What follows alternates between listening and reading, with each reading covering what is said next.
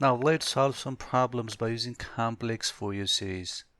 We're gonna check some problems and we'll solve them by using complex Fourier series. The very first example is example number 1. Find the complex form of Fourier series of x in interval from negative pi up to positive pi. What the question asks? The question asks that we're gonna find the complex form of Fourier series of function x in interval from negative pi up to positive pi. So the equation for the full range complex Fourier series with limit values from negative pi up to positive pi is this. This is going to be the respective equation. You must check the intervals. So based on this interval values, you're going to put the equation. This is the equation for the full range complex Fourier series with the limit values from negative pi up to positive pi. Remember, we have done this. Equation is f of x equals to summation of c sub n times e to the iota nx, where n starts from negative infinity up to positive infinity. This is the full range complex Fourier series equation from negative pi up to positive pi. Now what is the main thing in this equation to solve? C sub n. We're going to find the value of c sub n and then we're going to plug it here. So what is the equation for the c sub n?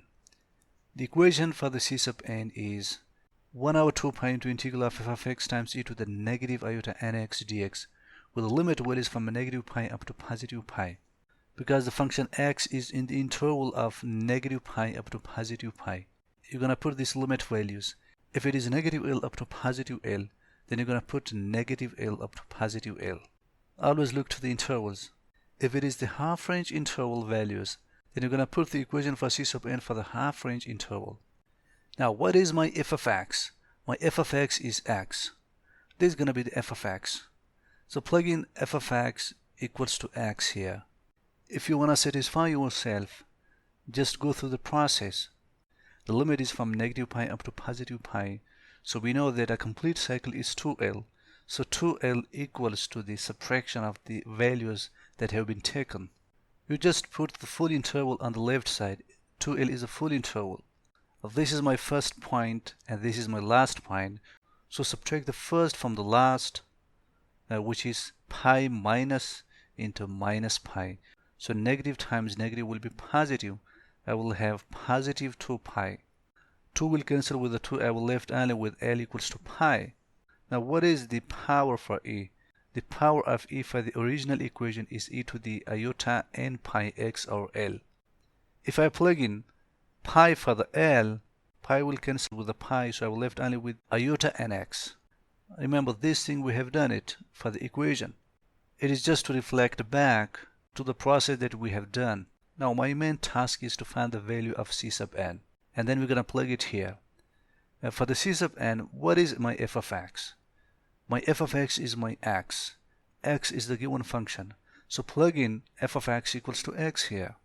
Therefore I will have c sub n equals to 1 over 2 pi into integral of x times e to the negative iota nx dx with the limit values from negative pi up to positive pi. It is the product of two functions. One is x and the other is e to the negative iota nx. So we can solve it by two ways. One is to directly apply the product rule. The other simple technique is to take the derivative of the algebraic term and integration of the other term. If you have one pure algebraic term like we have x here, then you're going to apply the integration and differentiation process. Take the derivative of x and integration of the other part. So I'm going to take the derivative of the first function and integration of the second function, and then I will repeat the process, which is c sub n equals to 1 over 2 pi into x times e to the negative iota nx over negative iota n minus e to the negative iota nx or iota squared times n squared with the limit what is from negative pi up to positive pi. Look, as I said, it is a product of two functions. Leave the first function as it is and take the integration of the second function. You must take derivative for the first function, which is the algebraic term, and integration for the other term. So integration of e to the negative iota nx is e to the negative iota nx over negative iota n. Remember, it is exactly like e to the 2x. So integration of e to the 2x is e to the 2x over 2. But since I have negative iota n, So I will have negative iota n in the denominator. Now put minus, take the derivative of the first function, which is x. So derivative of x is 1. I don't need to put 1 here. And then again take the integration of this term. So integration of e to the negative iota nx or negative iota n will be e to the negative iota nx or iota squared times n squared. Remember, I've already one negative iota n in the denominator. One more negative iota nx will be in the denominator. So I'm going to take their products. Negative iota times negative iota will be positive iota squared. N times n will be n squared. It is the integration of this term. Since the derivative of the first function is 1 here, if I repeat the process, derivative of 1 will be 0. So the moment you get 0, you're going to stop the process. So after this, when I repeat the process, I will get 0. Therefore, I don't need to repeat the process. Remember, you have to be very careful with the sign. You're going to start from the positive, like plus, minus, and then plus, minus, and then plus, minus. If you have x squared, then you will have 2x here, and then you're going to repeat the process. Like if you have x squared or x cubed, you're going to repeat the process 3 to 4 times. Depends on the power of x, which is the algebraic term. Now to expand the limit values, plug in the upper and lower limit values to have c sub n equals to 1 over 2 pi into pi times e to the negative iota n pi or negative iota n minus e to the negative iota n pi or iota squared times n squared minus into minus pi times e to the positive iota n pi or negative iota n minus e to the positive iota n pi or iota squared times n squared. Put the upper limit first. Plug in x equals to pi here, x equals to pi here, and then plug in the lower limit, x equals to negative pi here. So negative times negative will be positive. Therefore, I have positive iota n pi. Similarly, negative pi here for the x. So negative times negative will be positive. Therefore, I will have positive iota n pi. Now bring the terms with the negative iota n together, and put the terms with the iota squared times n squared, iota squared times n squared on another side. So just separate the terms to have pi times e to the negative iota n pi or negative iota n pi plus pi times e to the iota n pi or negative iota n plus e to the iota n pi or iota squared times n squared minus e to the negative iota n pi or iota squared times n squared. Put these two terms together and these two terms together. Can I write the above expression in this way? I took pi common here because I have pi here. So I'm going to take pi common from these two terms and we'll put it here. Therefore, I have pi over 2 pi. I took common only for these two terms. Now when you look to these two, I have the product of 1 over 2 pi with this. So I'm going to take 1 iota from here. Since it is iota squared, therefore I'm going to take iota. Iota squared, therefore I will take iota. So let me take 1 over iota 2 pi n squared common.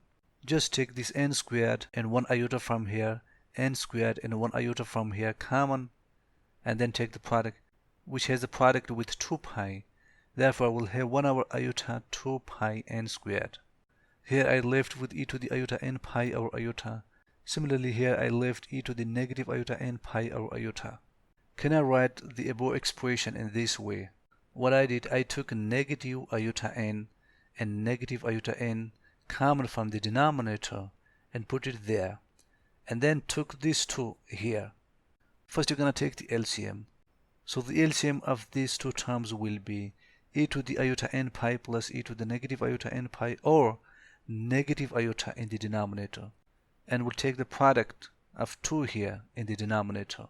It happens after taking the LCM and then took negative iota n out.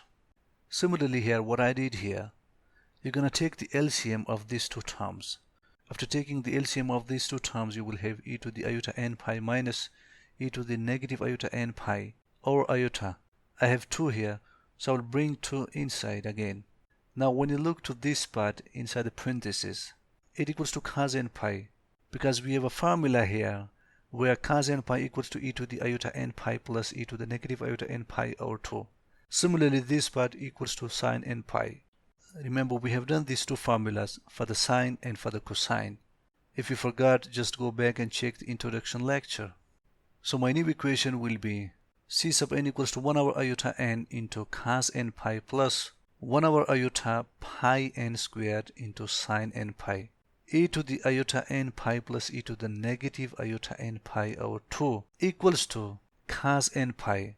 Similarly, e to the iota n pi minus e to the negative iota n pi over 2 iota equals to sine n pi. Now we know that sine pi equals to 0. So 0 times 1 over iota pi n squared will be 0. Therefore, for the right term, I will have 0. For the left, can I write cos n pi equals to negative 1 to the n? Yes. So my c sub n equals to 1 over negative iota n into negative 1 to the n plus 0. As I told you, sine pi equals to 0. So 0 times this thing will be 0. Therefore, I will have plus 0. I will have 0 for the whole term. For the cos n pi, I can write negative 1 to the n. It depends on the value of n. If n is an odd function, if n is odd, I will have negative 1. If n is even, I will have positive 1. So there I got the final value for c sub n, which is negative 1 over iota n into negative 1 to the n. Plug in that respective values in the equation for the complex Fourier series here. Let me do some modifications here. If I multiply and divide by iota, what's gonna happen? Just multiply and divide by iota. If I multiply and divide by iota, I will have iota times 1, which is iota in the numerator, and iota squared in the denominator, because I have multiply and then divide. This iota takes the product with the iota. Therefore, I will have iota squared and iota in the numerator. Now, we know that iota squared equals to negative 1. So negative 1 times negative will be positive. Therefore, I will have iota over n in case if I multiply and divide by iota. I repeat it, it happens when I multiply and divide by iota. I will have iota squared in the denominator. So iota squared equals to negative 1. Negative 1 times negative will be positive. Therefore, I will have iota over n. So my final equation for c sub n will be iota over n into negative 1 to the n. In short, we can write that 1 over iota equals to negative iota. As I told you, one way is to directly multiply and divide by iota. Then you're gonna get this form. But in short, we can say that if we have 1 over iota like we have it here, 1 over iota. If we have 1 over iota, for the 1 over iota, I'm gonna put negative iota. So if I replace 1 over iota by negative iota times negative will be positive iota. I will have the same thing, positive iota over n into negative 1 to the n. So this is going to be the final answer for the c sub n. Just plug in that c sub n value in the main equation for the complex Fourier series. Or, in short, you can write that iota over iota squared equals to negative iota, because iota squared equals to negative 1. So you will have iota over negative 1, which equals to negative iota. This is going to happen if you multiply and divide by iota. Just plug in the value of c sub n in the main equation of the complex Fourier series, which is here. Plug in c sub n equals to positive iota over n into negative 1 to the n times e to the iota nx. There was the full range complex Fourier series equation with limit values for negative pi up to positive pi. Just plug in c sub n equals to this here. So hence we got the final answer, which is f of x equals to summation of iota over n into negative 1 to the n times e to the iota nx. This is my final answer.